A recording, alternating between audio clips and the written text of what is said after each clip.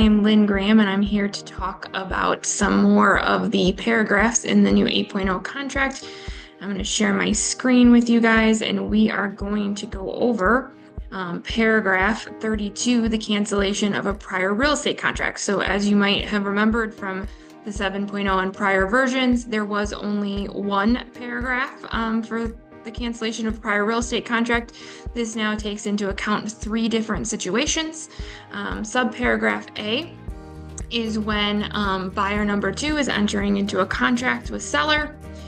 Seller has a buyer number 1 that is subject to a home sale or home close contingency.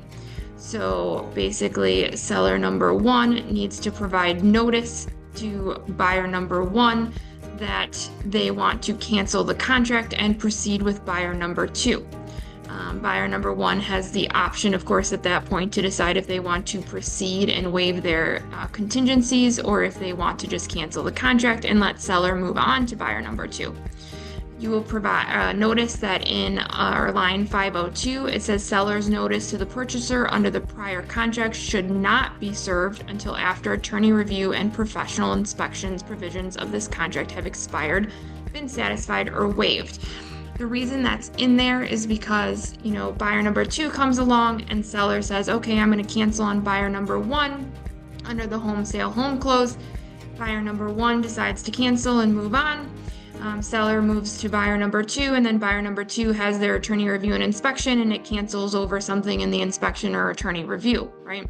Now, but seller is out both contracts, right? So a seller will probably want to make sure that buyer number 2 is in it, that they are going to actually proceed and know that everything's okay with attorney review and inspection. However, some buyers might not want to do that, right? Because buyer number 1 could still decide if they want to proceed, and then buyer number 2 is out the cost of an inspection and things like that, right?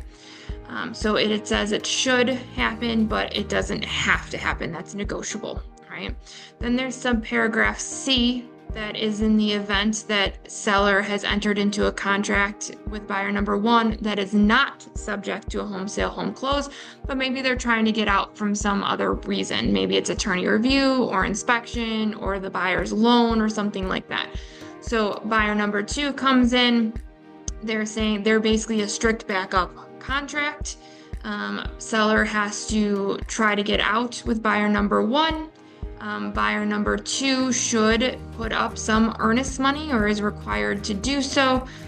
We would suggest that you only put up, a small amount, maybe $1,000 or so, and then of course, maybe put up the rest once you have proof that the seller has actually canceled with buyer number 1.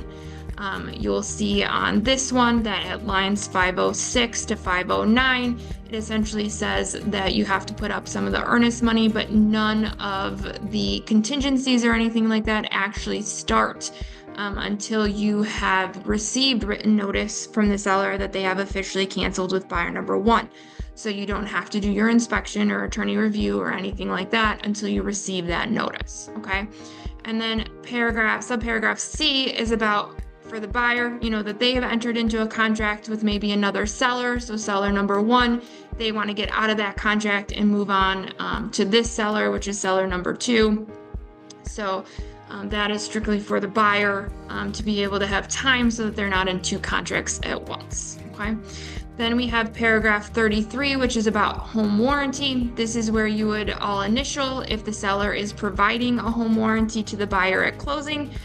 Generally, you would put in an amount here that it should not exceed, and then essentially seller will provide a home warranty at closing with proof of the policy and pay for it at the closing. Okay, buyer, if you want, you can of course try to pick a specific policy that you're comfortable with and have seller provide that one. Okay.